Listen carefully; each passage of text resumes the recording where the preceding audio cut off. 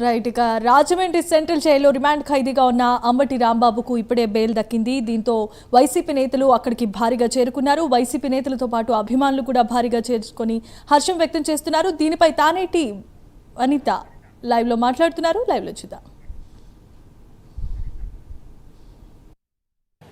ప్రతిదీ ఒకటి కూడా అవగాహన కలిగి ఉన్నారు. పాపం వాళ్ళు అనుకుంటున్నారు అధికార అహంకారంతో మనం ఏం చేసినా చెల్లుద్ది అని వాళ్ళు అనుకుంటున్నారు.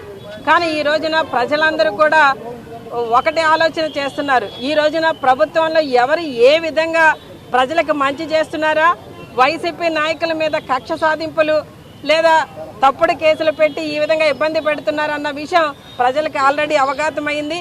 ఈ రోజున ప్రజల్లో కూడా చాలా మార్పు వచ్చింది.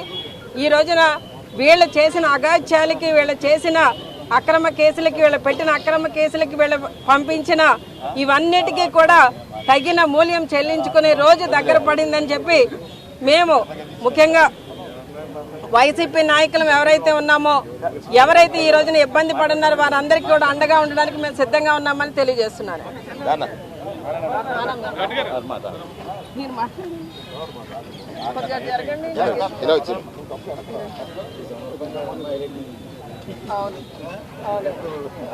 ఈరోజు అంబటి రాంబాబు గారు విడుదల సందర్భంగా ఇక్కడికి ఇచ్చేసినటువంటి వైఎస్ఆర్ కాంగ్రెస్ పార్టీ కుటుంబ సభ్యులకి అందరికీ కూడా పేరు పేరున కృతజ్ఞతలు తెలియజేసుకుంటూ, ఈరోజు అంబటి రాంబాబు గారి మీద ఎలాంటి కేసులు పెట్టి ఎలాగ అననైతికంగా ఎన్ని ఇబ్బందులు పెట్టారో ఇవాళ రాష్ట్రంలో ఉన్నటువంటి ప్రజలందరూ కూడా చూశారు.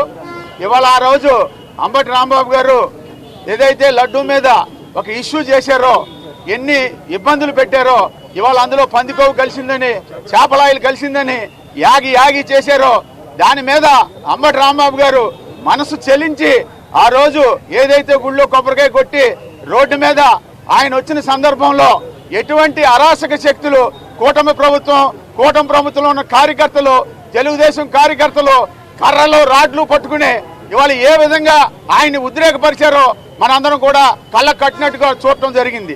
ఆ రోజున అంబటి రాంబాబు గారు ఇవాళ మనం దేవుడికి జరిగిన అన్యాయం గురించి ఆయన మనస్తాపం చెంది ఇవాళ మంచి జరగాలి, వెంకటేశ్వర స్వామి ఎంతో మంది భక్తుల మనోభావాలు దెబ్బతిన్నాయి, ఎంతో మంది అభద్రతా భావంతో ఉన్నారనే ఉద్దేశంతో ఉంటే ఆయన రెచ్చగొట్టి వివిధమైనటువంటి బూతులు తిడితే ఆయన కూడా పెద్ద మనసుతో ఇవాళ ఆ మాట జారవలసిన అవసరం లేదు, కానీ జారింది.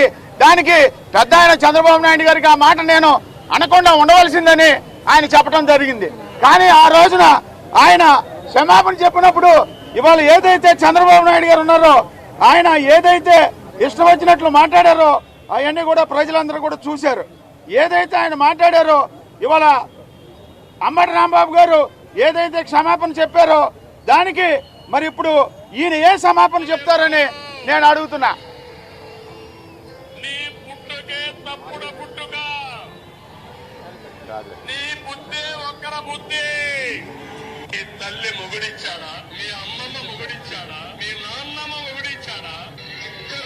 ఇలాంటి అనసభ్యమైన మాటలు మాట్లాడినప్పుడు మరి వైఎస్ జగన్మోహన్ రెడ్డి గారికి ఇవాళ ముఖ్యమంత్రి ఇప్పుడు ఉన్నటువంటి చంద్రబాబు నాయుడు గారు, పవన్ కళ్యాణ్ గారు ఏమన్నా క్షమాపణలు చెప్పారా మీ ద్వారాగా అడుగుతున్నా. కానీ పెద్ద మనిషితో అంబటి రాంబాబు గారు ఆ మాట తోలకుండా ఉండవలసింది అని ఆయన పెద్ద మనసుతో మీడియా సంబంధంతో చెప్పడం కూడా జరిగింది. ఇవాళ భక్తుల యొక్క మనోభావాన్ని దెబ్బతీసి ఈ విధంగా ప్రజలకు ఆగ్రహం గురయ్యారు. ఇవాళ అంబటి రాంబాబు గారికి ఇవాళ ఈ రాష్ట్రంలో ఉన్న వైఎస్ఆర్ కాంగ్రెస్ పార్టీ కార్యకర్తలే కాకుండా వెంకటేశ్వర స్వామి భక్తులు కూడా ఆయన వెనకాల ఉన్నారు. ఆ కలియుగ వెంకటేశ్వర స్వామి ఆయనకు దీవెనలతో ఇవాళ మళ్ళీ బయటికి తీసుకురావడం జరిగింది. ఆయనకి కలియుగ వెంకటేశ్వర స్వామి ఆశీస్సులు, కరుణా కటాక్షాలు ఆయనకి, ఆయన కుటుంబానికి మెండుగా ఉంటాయని మీ అందరికీ తెలియజేసుకుంటున్నాను.